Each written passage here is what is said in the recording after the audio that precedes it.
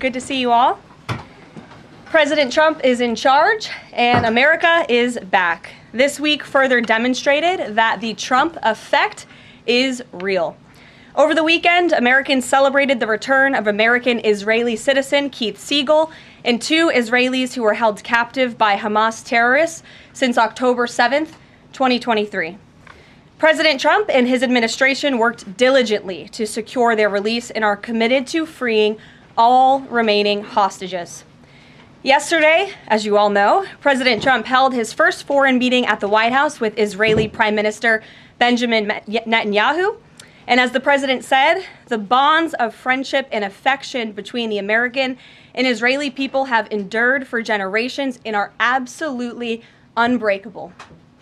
The president is committed to eliminating Hamas and securing a lasting peace for the entire region. The historic proposal for the United States to take over Gaza, announced by President Trump last night, underscores this commitment.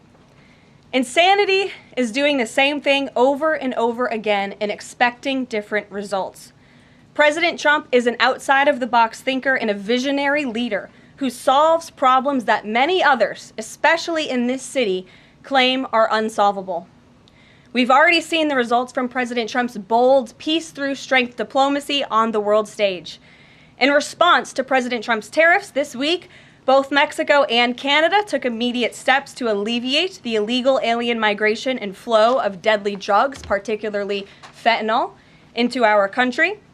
Mexico's President Claudia Sheinbaum agreed to permanently supply 10,000 Mexican soldiers on the U.S. border who will be specifically designated to stopping fentanyl and criminal aliens from pouring into our country.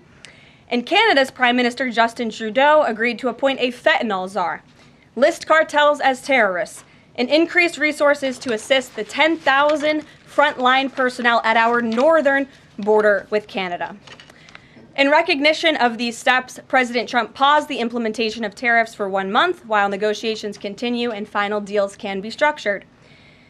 Throughout the transition and during his inaugural address, President Trump made it known that the United States cannot and will not allow the Chinese Communist Party to continue with its effective and growing control over the Panama Canal. Following Secretary Rubio's successful first trip and visit there over the weekend, Panama's president said he will allow its participation in the Chinese Communist Party's, it will no longer allow the participation in the Belt and Road Initiative. That participation will expire. This is significant because Panama was the first Latin American nation to join Belt and Road and now becomes the first to back away from it because of President Trump. And to assist with the ongoing mass deportation effort, El Salvador's president has agreed to the most unprecedented migratory agreement anywhere in the world. Because President Trump is back in charge, El Salvador has offered for illegal aliens of any nationality facing deportation in the U.S. to be booked in his country's prison system. And finally, President Trump's envoy for special missions, Rick Grenell, traveled to Venezuela and not only secured the release of 6 American hostages, but Venezuela also agreed to accept the return of illegal alien Tren de Aragua gang members. All of these incredible victories prove how well President Trump's peace-through-strength approach is working. And the days of weak American leadership are over. In another success story this week, efforts to seal the border, halt the invasion, and carry out the largest mass deportation campaign continue at lightning speed. Customs and Border Protection has approximately 79 miles of new border wall projects already underway in various stages of construction and planning. The first flights arrived to Guantanamo Bay yesterday afternoon out of El Paso. And who were some of the passengers aboard, you may ask? There were 10 members of the transnational gang Tren de Aragua on this flight. And overall, our heroic ICE agents continue to prioritize the removal of violent criminal illegal aliens in communities across the country. On February 3rd, ICE Dallas arrested a citizen of Nicaragua who has been convicted of sexual assault, strong arm, and lewd acts with a minor and sentenced to 15 years in prison. ICE Los Angeles arrested a Mexican citizen who has been convicted of lewd acts with a minor and sentenced to 364 days. And ICE Atlanta arrested a citizen of Mexico who has been convicted of homicide by vehicle and hit and run and sentenced to 6 months confinement. And ICE New York arrested a Venezuelan national and known TDA gang member who has a prior criminal conviction for assault in the 3rd degree causing physical injury. Americans are safer every single time one of these criminals is arrested and deported from our country. On another important and ongoing topic, the Senate is working fast to confirm President Trump's exceptional cabinet nominees in the face of relentless media smear campaigns. As of right now, 12 members of the president's cabinet have been confirmed, most recently Pam Bondi, who, as you all know, I was just in the Oval Office for that swearing-in ceremony surrounded by Pam's lovely family, and we look forward to watching her serve as the Attorney General of the United States. According to CNN, President Trump is getting more cabinet picks confirmed so far than the average president in the modern era. Another success story. And we believe it's critical that Republicans in the Senate majority stay tough and keep their foot on the gas to confirm all of the remaining nominees as quickly as possible so we can continue President Trump's important work here at the White House and across our entire federal government. And lastly, throughout his historic campaign, President Trump pledged to restore common sense to our country. And he is continuing to deliver on that with an executive order that he will sign later today. The president will be signing an executive order keeping men out of women's sports to defend the safety of athletes, protect competitive integrity, and uphold the promise of Title IX. This common sense action from President Trump ends the disgusting betrayal of women and girls by the previous administration, who for years catered to radical activists who wanted biological males to be treated as women in workplace showers, competitive sports, prisons, and even rape shelters. Gender ideology insanity is over. Submissions from individuals across the country interested in participating in our new media seat at a future briefing continue to flood in. We are at more than 12,000 and counting. If you're watching right now and are interested, you can continue to apply on our new media website, whitehouse.gov/newmedia. And in the seat today, we have a longtime national television broadcaster. I'm sure many of you recognized her when she came in, Sage Steele, who is now the host of an incredibly successful podcast, The Sage Steele Show, on YouTube and all podcast platforms. And previously, Sage was a fixture at ESPN from 2007 to 2023, primarily hosting SportsCenter, which we all know well, before leaving the company to exercise her First Amendment rights more freely. We are honored to welcome her to the briefing room today. She will be joining the president at the big EO signing later this afternoon. I know many of you will be there as well. So Sage, why don't you kick us off on this very exciting day for women and girls across the country. Thank you for joining us. It is exciting, and Karoline, thank you for welcoming people like me with a little bit of a different perspective, different background in this seat. It really does mean a lot. Thank you. Obviously, the House already passed the Protection of Women and Girls in Sports Act, which was a really big step for women and girls. So far, the Senate, as we know, has not brought it up to vote. We all know executive orders can be overturned, so I'm wondering how important it is to the president to get Congress to bring this, to pass legislation, so there are no instances like the past administration that really tried to destroy Title IX. It's incredibly important that Congress immediately acts on this priority. I think the president is really setting the tone, making this a very immediate priority for this administration, just as he promised to do on the campaign trail. And I'd like to get into the executive order a little bit, because it is the news of the day here at the White House, and talk about what this executive action will actually do. So the executive order that the president will be signing later this afternoon, as I said, upholds the promise of Title IX. It also will require the DOJ to abide by the nationwide previous administration's illegal Title IX rewrite that would have dissolved single-sex spaces and opportunities. It also requires immediate action, including enforcement actions against schools and athletic associations comprised of schools that deny women single-sex sports in single-sex locker rooms. The executive order also calls for the convening of private sporting bodies in the White House. We want them to come to this campus so the president can hear in person the stories of female athletes who have suffered lifelong injuries, who have been silenced and forced to shower with men and compete with men on athletic fields across the country. Many of those women will be at the White House today. I encourage all of you in the media to actually talk to them, to hear their stories. And I would also just add one more thing. This is a wildly popular position with the American people. In fact, there was a new poll recently that showed the overwhelming majority of Democrats also support keeping biological men out of women's sports. And so I know the president is very excited about the bill signing that will take place at 3 o'clock this afternoon. You will hear from him more on that later, and we look forward to seeing you there, Sage. So thank you very, very much. Garrett, great to see you here today. Thank you. On Gaza, the president has spent basically his entire public career criticizing foreign entanglements, nation building, sending American troops to fight abroad, particularly in the Middle East. This plan seems like it could ultimately involve all of those things. Can you explain this reversal and how building and owning Gaza squares with America First foreign policy? I would reject the premise of your question that this forces the United States to be entangled in conflicts abroad. The president has not committed to putting boots on the ground in Gaza. He has also said that the United States is not going to pay for the rebuilding of Gaza.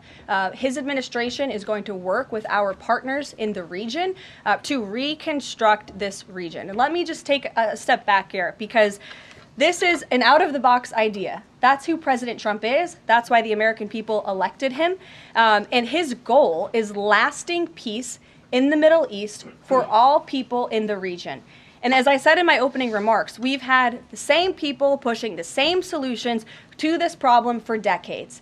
And it's been made very clear to the president that the United States needs to be involved in this rebuilding effort to ensure stability in the region for all people. But that does not mean boots on the ground in Gaza.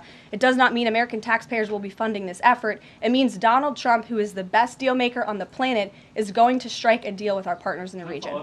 He did not rule out American troops in Gaza last night. Are you doing that now? I am saying that the president has not committed to that just yet. He has not made that commitment, and you know that. And on the foreign partners, the Jordanians, the Egyptians, the Saudis have already panned this plan. What foreign partners, if any, have expressed any interest in being part of it? Well, the president has said he's been socialing this idea for quite some time. He's been thinking about this. He said in his remarks last night, this was not a decision or an announcement that he takes lightly. And the president has already spoken to the President al-Sisi. In fact, that was his first foreign leader call. He's meeting with the King of Jordan, King Abdullah, next week. He spoke with the King of Bahrain. He spoke with the Crown Prince of Saudi Arabia. And he has made it very clear, he's been very vocal, that he expects our partners in the region, particularly Egypt and Jordan, to accept Palestinian refugees temporarily so that we can rebuild their home. I'd like to show you some images of Gaza that were taken. Fox News aired this. I mean, that is, as they put it, an apocalyptic scene in Gaza. This is an uninhabitable place for human beings. Do you really think that families can live their dream in a region that looks like this, with no running water, no electricity? And the special envoy to the president, Steve Witkoff, recently traveled to Gaza, as you all know. And he came back with images that he showed the president of the dire situation here. And the president made this decision with a humanitarian heart for all people in the region. Peter. Thank you, Caroline. Are any officials here preparing to fight Democratic lawmakers in the streets? Absolutely not. So And thanks for the question. Some elected Democrats are so steamed about Doge. Congresswoman LaMonica McIver says we are at war. Ilhan Omar says we might actually see somebody get killed. And Chris Van Hollen says we have to fight this in the Congress. We have to fight this in the streets. So what now?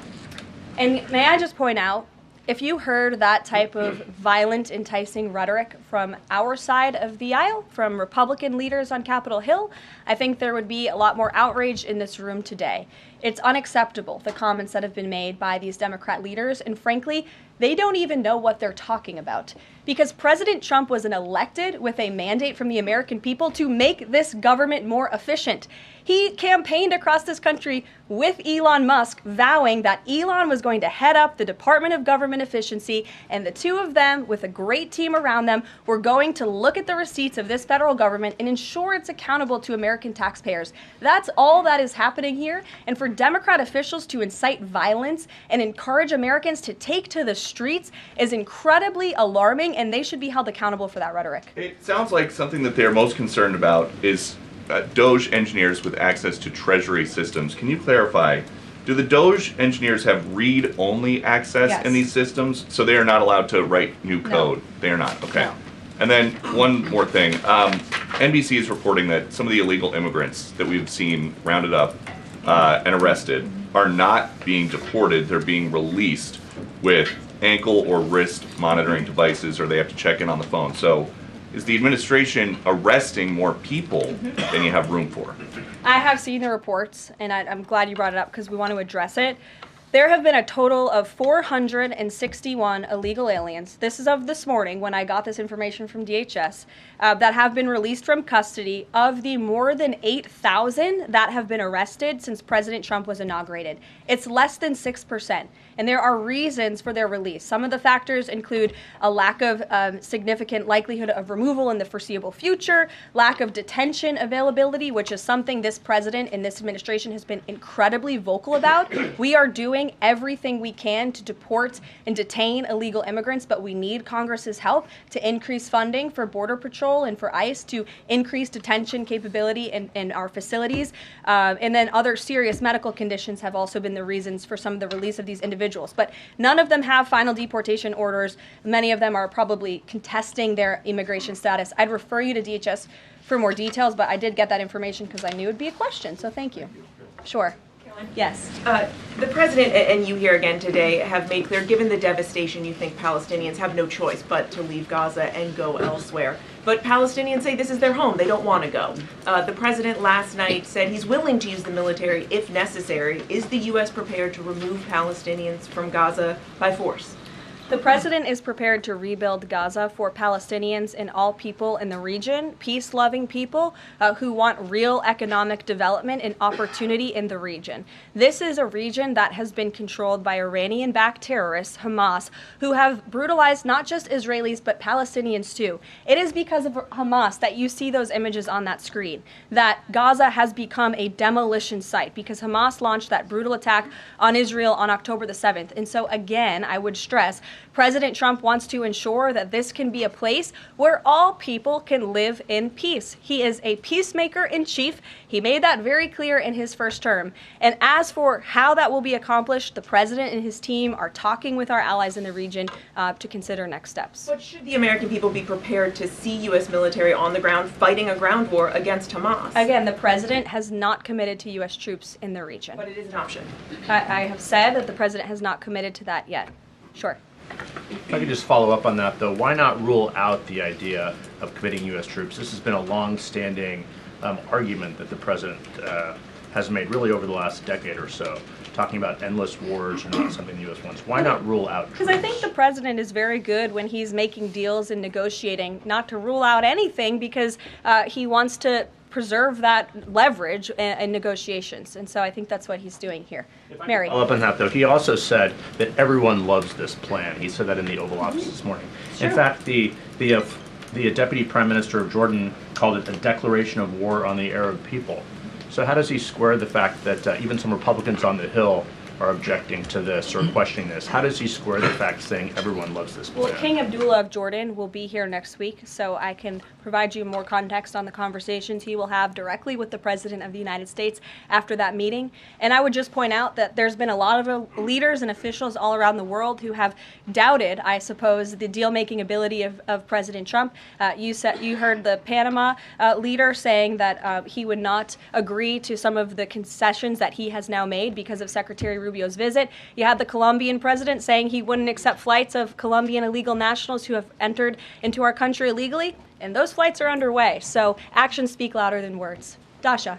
Karoline, you said the president has been working on this idea for a while behind the scenes now. Is there a written plan based on the president's proposal for Gaza? And if so, when was it drafted and who had a hand in that? The plan was written in the president's remarks last night as he revealed it to the world and to the American people, and his team are continuing to be engaged on this effort. I saw the National Security Advisor this morning. He has a very busy day of calls, and they will, again, continue to engage with our partners. That includes Steve Witkoff as well. Mary.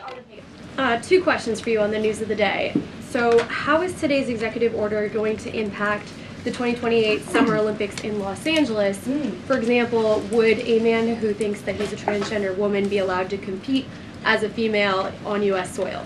It's a very good question, and the president has actually mentioned this, that he does expect the Olympic Committee and the NCAA to no longer allow men to compete in women's sports. And I think the president, with the signing of his pen, starts a very public pressure campaign on these organizations to do the right thing for women and for girls across the country. Again, this is an incredibly popular position. There have been many notable female athletes who have had the courage to speak out against some very powerful institutions in this country. They deserve to have a voice and a say. The president is bringing their voice to the highest level at the White House this afternoon, and he expects these organizations to comply with this federal executive order that he'll be signing today. Thank you. And one more on media coverage of this executive order and the topic in general. What's the White House's view of framing that calls men transgender females or similar rhetoric coming from organizations like the ACLU and GLAAD? Well, it's been very clear. The policy of this administration is that there are only two sexes, male and female. Pretty simple. Brian Glenn. Yes. USAID has gotten a lot of attention the last couple of days with some of these bizarre things that we've been, taxpayers have been funding. Now it looks like there are a couple media outlets that have been dragged into this conversation as far as USAID funding as well. Does the president have any comment on that? So upon coming out here to the briefing room, I was made aware of the funding from USAID to media outlets, including Politico, who I know has a seat in this room. And I can confirm that the more than $8 million taxpayer dollars that have gone to essentially subsidizing subscriptions to Politico on the American taxpayers' dime will no longer be happening. The DOJ team is working on canceling those payments now. Again, this is a whole of government effort to ensure that we are going line by line when it comes to the federal government's books. And this president and his team are making decisions across the board on, do these receipts serve the interests of the American people? Is this a good use of the American taxpayers' money? If it is not, that funding will no longer be sent abroad, and American taxpayers will see significant savings because of that effort. Thank you. I'd like to give some love to the back row. I've heard that unfortunately they haven't been called on in years past. So Reagan, why don't you go ahead? Thanks, Caroline. The WHCA announced that comedian Amber Ruffin, who has called the president a toddler with his pants pulled down, will be the entertainment for this year's Correspondents' Dinner. Does the White House have a reaction to this choice, and will the president be attending the dinner this year? Certainly an interesting choice. I have the president's invitation on my desk. I have the invitation for myself on my desk as well.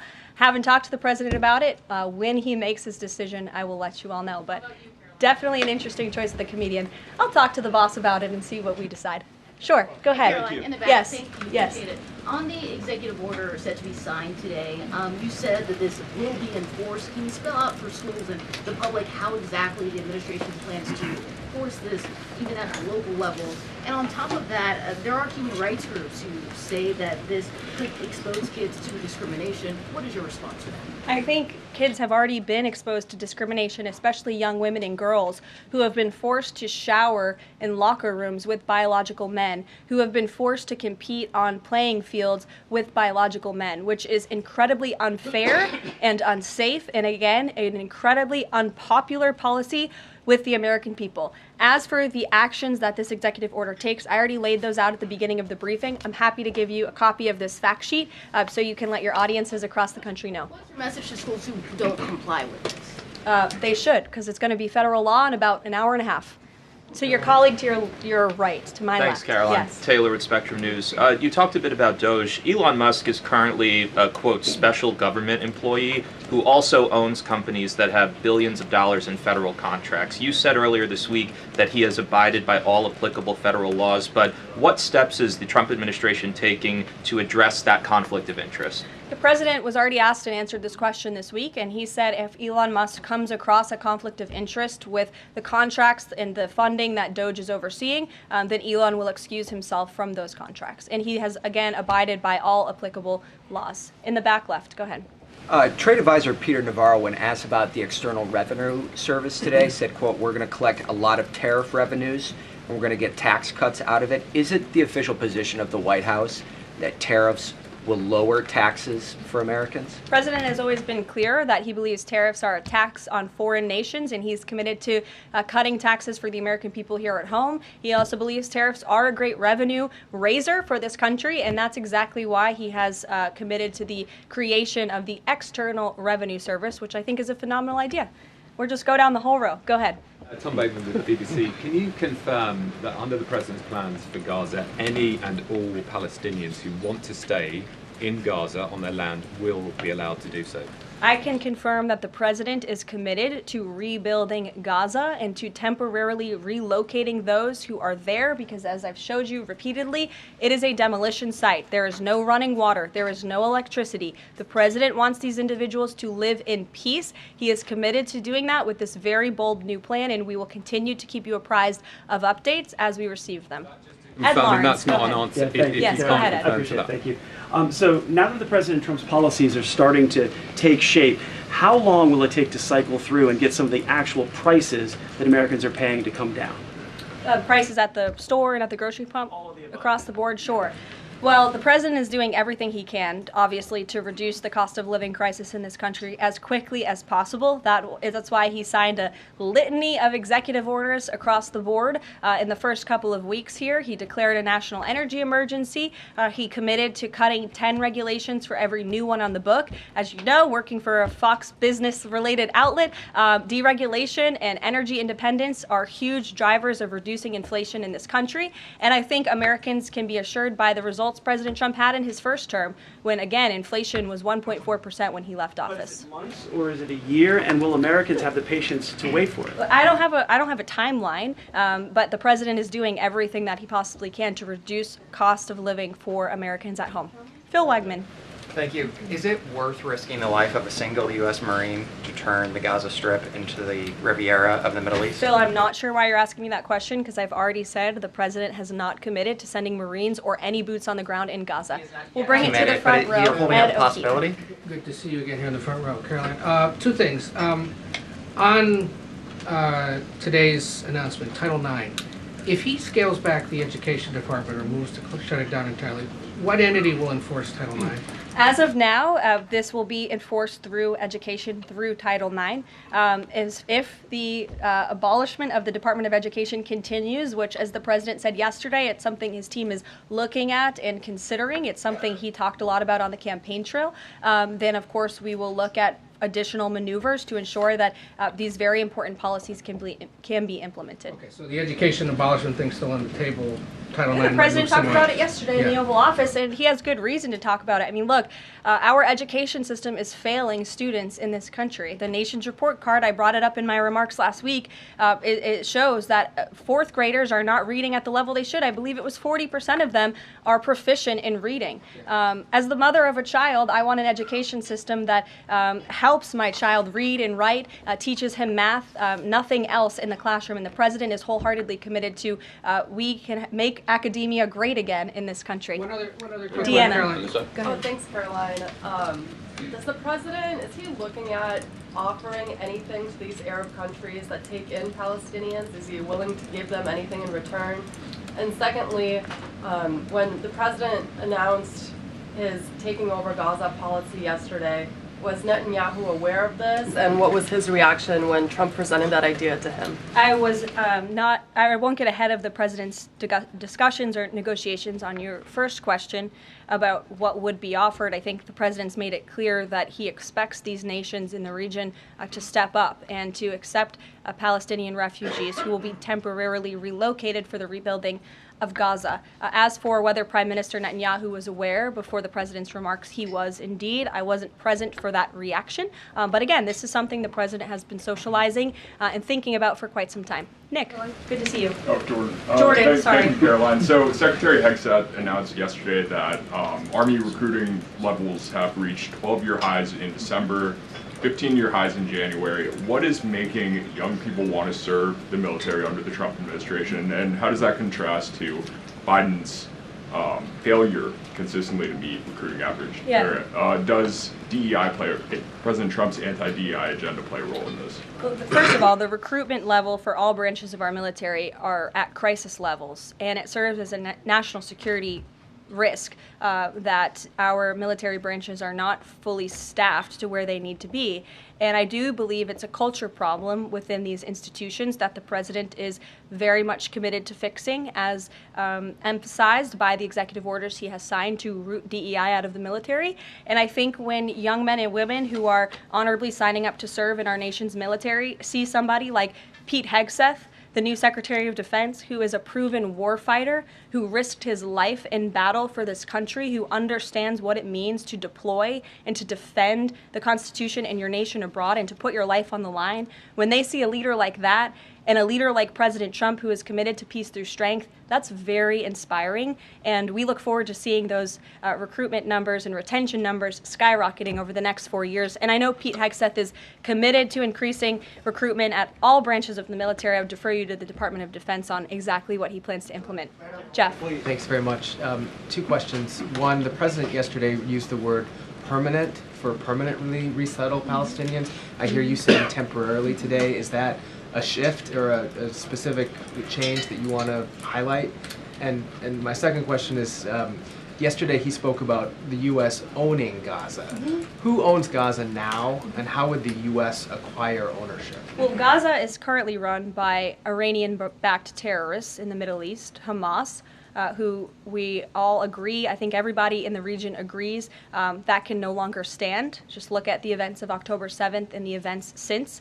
And the president, again, is committed to rebuilding the region for all people who want to return to it once it is no longer a demolition site, and it's a place where people can actually live and thrive in harmony, as he said last night, his words, not mine.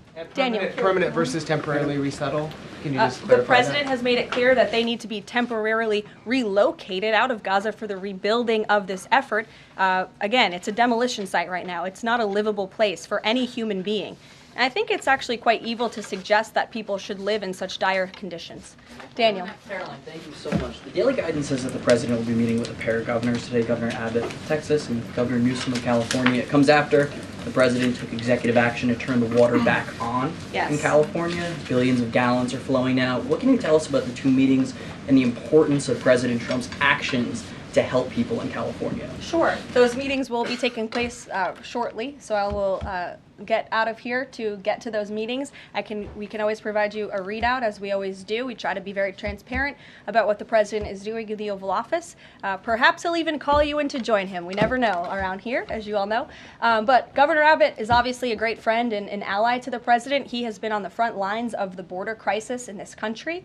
And as for Governor Gavin Newsom, well, the president is willing to work with anybody from blue states or red states to do what's best for the American people. And he really enjoyed, the president really enjoyed his trip to Pacific Palisades last week. He felt very inspired by the frustration of the residents there, and he has been wholeheartedly committed to ensuring that the water is flowing in California to prevent these wildfires, and also that people have access to their properties. And he has continued to apply tremendous pressure to Gavin Newsom and also the Los Angeles mayor to allow private residents and property owners to access their property. He believes that's their right to do so, and they should be able to do it. And one more thing before I wrap up, because I do want to get to these meetings, and I will see you all at the EO signing later this afternoon. I would just say that you brought to mind California and North Carolina, who continue to be on our hearts, and the president and this administration are committed to ensuring that these individuals get the funding that they need. And I would just say a strong message to Democrats who are out there pretending to be outraged about the long list of crap that this administration is cutting, federal waste and funding, like $2 million for sex changes in Guatemala, $6 million to fund tourism in Egypt, $20 million on a new Sesame Street show in Iraq, $4.5 million to combat disinformation in Kazakhstan. I could go on, and I'm happy to provide this list to every single one of you. Democrats are outraged that the American people want to be, they want their taxpayers going to good uses, not stuff like this. But then they're very quiet about the fact that there are still North Carolinians and people in California who have lost everything, and in the last 4 years, this federal government did nothing to help them. This president will continue to put Americans first, and I think the successes of this week so far speak to that, and it's only Wednesday. So I'll see you guys later this week, and we'll see you this afternoon. Thank you very much.